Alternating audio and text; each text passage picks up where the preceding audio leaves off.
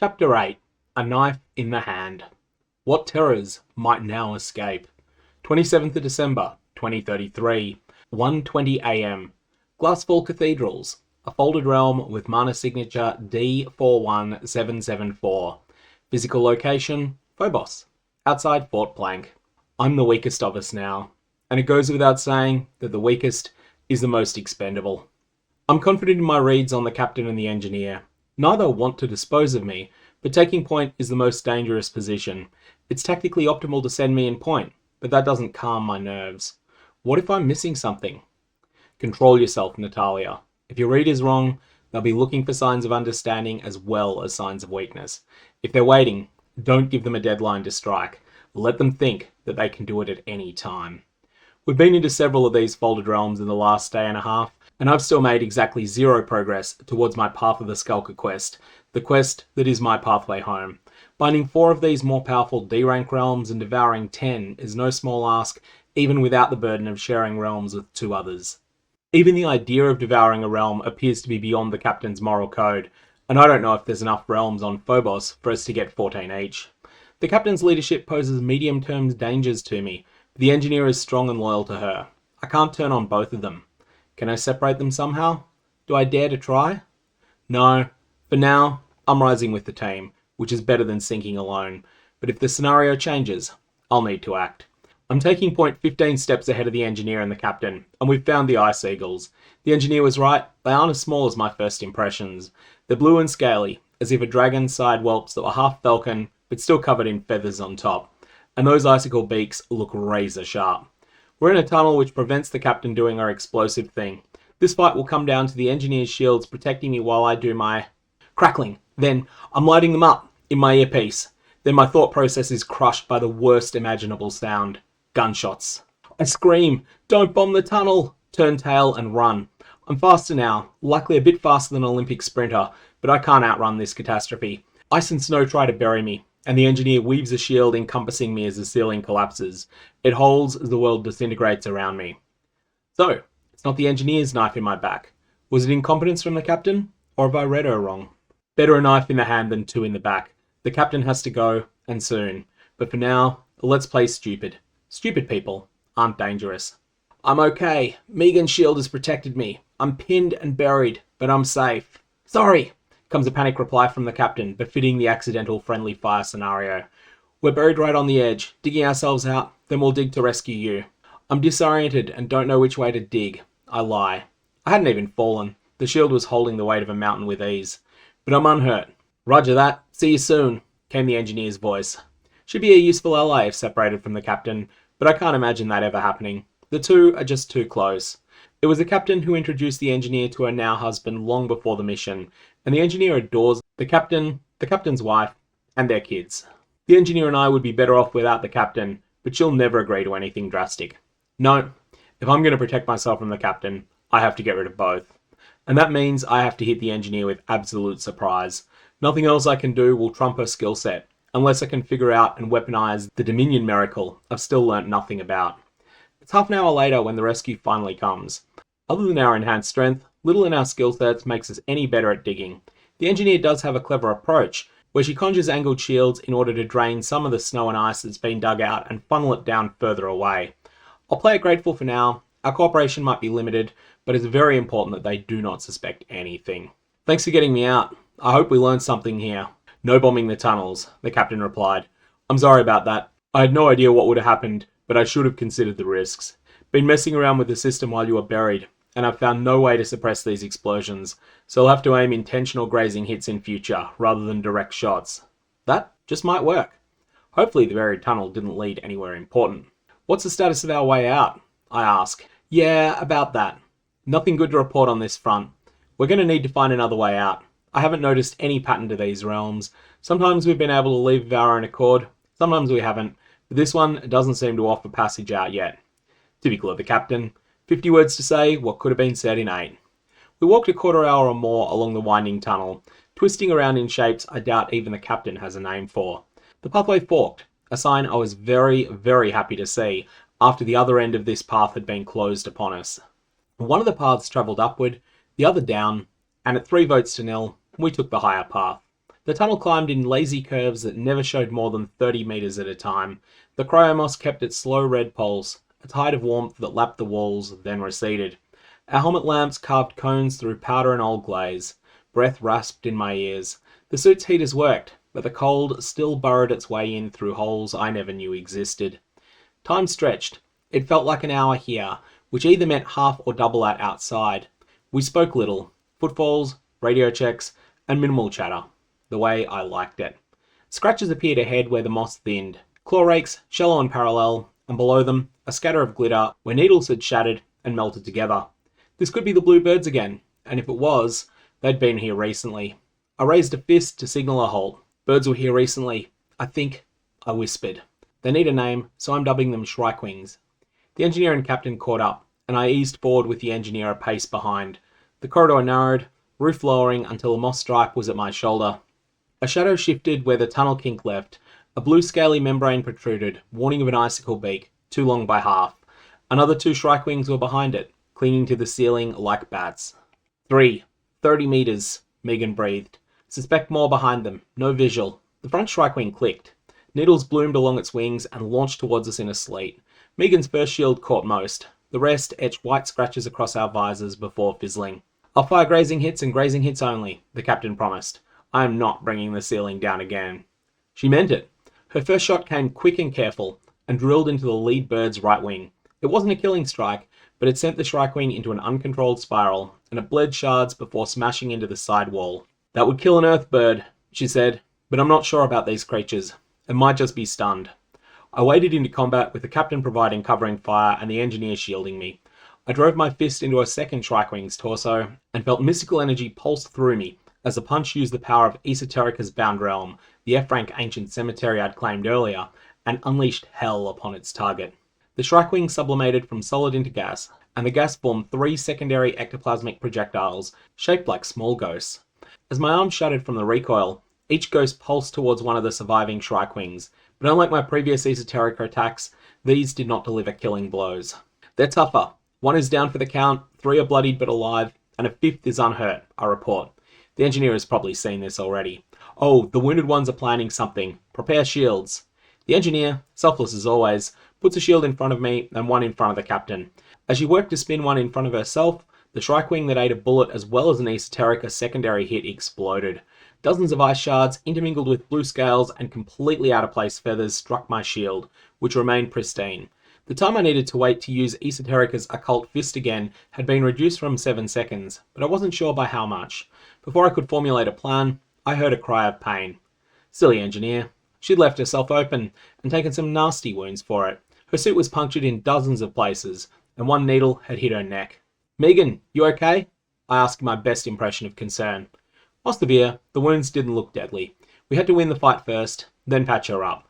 It would have solved a lot of problems if the other woman's neck had eaten that strike with 50 times the force. The captain's firearm discharged once, twice, 3 times.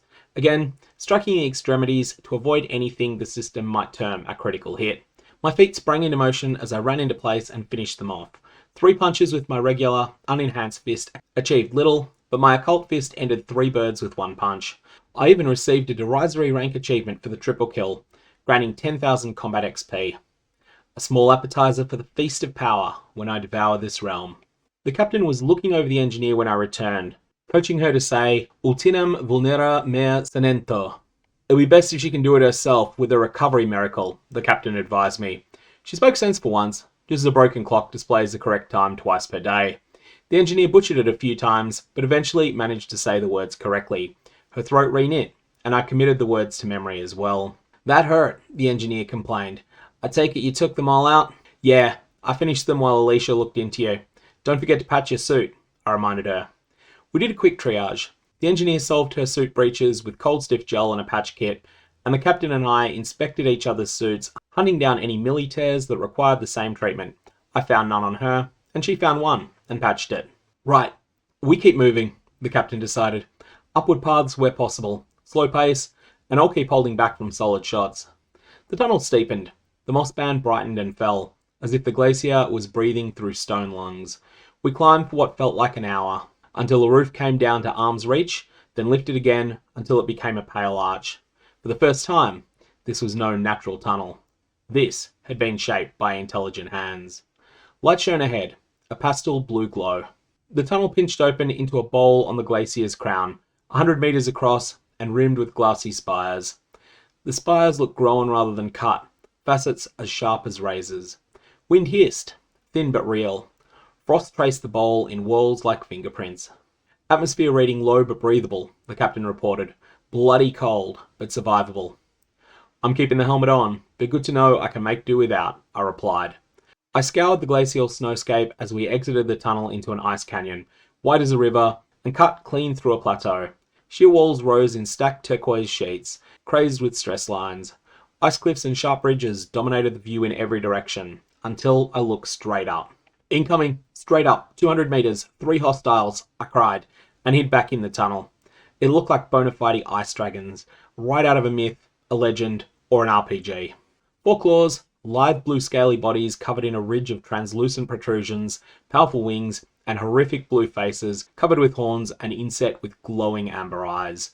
The engineer wove shields before stepping outside, and then ran straight back into the tunnel, not trusting in her own shields to protect her from these horrors. It was the captain who stood her ground, pointing at one and firing. Her gun is incredible. If there's ever a chance, I have to seize it. 2 shots fly loose, and I hazard a glance before taking cover. The first directly strikes one of the drakes, and it unleashes utter carnage. The wound doesn't bleed. It first explodes, and then expels something that does not belong in such a cold place. Molten magma surges forth from the wound, far more than should ever be able to fit inside a creature about the size of a 12-passenger van. The magma washes over the other 2 drakes. Neither are critically hurt, but I have no idea where the magma came from, or if it can be used against us. Landed one direct hit that pierced a volcano realm, the captain said. She's seen this before and mentioned it in her account of Brimfall Village, but if she understands the mechanic of how piercing realms works or what it means, she's not told us. No kills, but those 3 are hurt, and they are angry now. Can your shields hold them at bay? Asked the engineer. No idea. Hope so. Let's test it, I shout back. Best case, I engage up close, you cover me with shields while Elishia fires at the one furthest from me. I'd rather avoid being up close, but the disappearance of the entry portal doesn't leave a lot of choices. Other realms have opened a path back outside once the realm was controlled, and these drakes had the strongest claim to this realm that we'd seen. I also have my potential last resort, an untried, untested miracle, Dominion. The others don't know it exists, and I have only inklings of what it might do. I stick my head back out of the tunnel to get a visual. The ice drakes are looking for us, and the one the captain shot is grievously wounded, burn scars highlighting parts that were flash-cooked by the lava explosion. One saw me, and fired a barrage of icicles, most of which went wild. 2 remain on target, but are easily deflected by the engineer's shields. I tense my fist, hoping that I'm not making a terrible mistake here. Another crack, and a bullet pulses past me. Before it can bury itself in the eye of the wounded lead drake, the beast turns its head, and the shot lands a mere grazing hit. Lucky dodge? Or precognition? I have no idea. Well, time to put my several hundred hit points to the test. Sweat wells up inside my suit as I make 4 careful footfalls, and the newly shot drake's tail lashes out at me, barb aiming to pierce my shoulder. I've been carefully watching the tail and wings alike, of course, and easily rolled past the attack. The ground beneath me was completely unyielding packed ice, and less slippery than I'd expected. I gathered myself and positioned behind the drake, one of the engineer's shields locking in place. I remind myself that they're still untested against any foes this large. The other 2 drakes circled overhead like vultures, waiting to strike. My breathing quickens and power wells within as I step forward twice, warily entering the area threatened by the tail. The drake ignores me, focusing upon the woman who had just shot it twice. My hand shakes with barely contained power as I throw a haymaker and connect with its lower midsection. Bound folded realm ruptured. Combat XP gained. 5,000. And then the world went mad. The realm the captain ruptured had violently expelled magma. This one unleashed a vacuum and imploded, sucking air and a considerable portion of the monster's midsection into a singularity that promptly winked out of existence. Unfortunately, this vacuum also consumed the secondary projectiles from my Esoterica enhanced punch. It would be several seconds until I could unleash another. Your party has slain Boreal Drake. Combat XP gained, 8,500. You may bind, inspect, devour, or ignore the 2 undamaged realms that were bound to the Boreal Drake. Confirmation of a killing blow was much appreciated. I dare not make a choice for now. given the dangers circling above. During the carnage, the captain had retreated back under cover, and the engineer wove 2 shields above me. I reflexively raised my hands over my head as an ear-splitting screech assaulted my eardrums, and shivered as I saw one of the flyers unleashing hell in my direction. Dozens of icicles streaked down towards me. The first shield bent, buckled, and broke under the punishing barrage, and the second fared little better. Between them, the 2 had absorbed most of the breath weapon, and I bent into a smaller target and braced for impact. This was the perfect moment to act. The captain's pride in a delusional moral code would never stand by as I devoured a realm, but if I made it look like the ill-understood realm rupture effect, I resolutely made a decision, and chose devour twice. The contents of 2 realms exploded into the glacial chasm. The first had been a tundra wilderness. Shredded remnants of trees, hints of aurora-touched air, and the mangled corpse of a polar bear exploded outward as warmth and power surged inside me. Chunks of ice sprayed from me in a controlled barrage, returning the fire of the previous Drake. Realm consumed. Pristine tundra. Combat XP gained. 96,000. Even the first realm was enough for me to shudder with ecstasy, far surpassing any chemical or carnal delight I had experienced. And the second? Oh, the second. Realm consumed. Glasslight lattice. Combat XP gained. 720,000. New title awarded. Devourer of Realities. Developing tier. Reward 2.88 million combat XP. Quest progress advanced. Path of the Skulker. 0 of 4 plus 1 of 10. Power exploded through me, and the remnants of a world, shards of superheated glass and prismatic light shot away from me, arcing along my outstretched hand and tearing a burning hole through my earlier attacker. 2 down, 1 to go. Your party has slain Boreal Drake. Combat XP gained 8,500. You may bind, inspect, devour, or ignore the 4 undamaged realms that were bound to the Boreal Drake. 4 undamaged realms this time. They all start with 4 realms, and rupturing one makes it unrecoverable? It would seem to be the case. I shudder at the thought of the 4 new courses laid in front of me. I may be satiated for now, but I will not allow the other 2 to take these realms from me, to bind them and waste them upon themselves. I draw upon an untested, unfamiliar power, and utter an edict, quiet but undeniable. Fall. 2 muffled cries come over my comms as the 3rd Drake falls. I run to the fallen foe and unleash Esoterica, ending its life with 1 punch. Only then do I turn to my companions, who are also lying prostrate on the ground. The captain's gun pointed next to me at the dead Drake, her face awestruck. Friendly fire, something very important to know. I'm stronger after my feast than ever before, but I'm still in no position to fight the captain, not with her gun already pointed so close to me. I have to end this peacefully, and strike with surprise later, so that no further realms escape my grasp. I don't know how to release you, I stammer. I've never used this before. Let me try a few things. I think I'll be alright, the captain replied. You just blasted my resolve down 93 points with that command. Megan probably doesn't have as much of the stat as I do. As it recovers, I'm sure we'll be able to break the command and get up. If a command aimed at the Drakes can hit us so hard, then I'd hate to see what a bad person can do with this power. What was that spray that took out the 2nd Drake? I'm not sure. I drew upon spycraft training, aiming to mislead while avoiding explicit lies. I want to lead the captain away from thinking about misuse of power, so I reveal more. I got a notification about a realm rupturing. The next thing I know, it's a beam of light and glass shards. I wonder if bound realms effectively sacrifice themselves to protect us. Yakov, Miriam, I'll need to be very careful not to see Brimfall vented like that. That one is going straight into my list of useful intel on the rest of the expedition. A minute allows the ecstasy of earlier to subside, but I rethink nothing. The time for cooperation is definitely over. With surprise on my side, I'd have the upper hand against either woman alone. This might not remain true forever, and I don't know if there's enough D-rank realms to complete my quest and get me home. Not if we share realms, not even accounting for the new variable of bonus realms already bound to monsters. Between us, we've killed 4 D-rank monsters now, and unless the captain had kept secrets from me, the 4 combined had bound only 1 D-rank realm. The decision made, I heard one more notification. Path of the Skulker renamed to Harvester of Realms. Quest progression status unchanged. Interesting. The system could see inside my head. That was not good, but it was good to know. The captain rose after 10 minutes, the engineer not far behind. I took the opportunity to patch suit damage, apologise repeatedly, and to investigate the Drake corpses and their bound realms. All F rank, unfortunately, but I take the new option that appears and store them in something called my Folio of Realities. The captain had mentioned something similar, and her lead theory was that it was a storage place for realms that might be useful later. Now, I need to separate the two women from each other. The engineer is less gullible, so she has to be struck first. I need the captain to leave the realm after putting me in charge. Then I'll solve one of my problems, progress my quest, and get to experience true bliss again. Do you mind if I bind this realm? I have an empty bind point after that catastrophe with the Drake, I ask, never quite crossing a line into outright falsehood. I don't know if lie detection magic is a thing.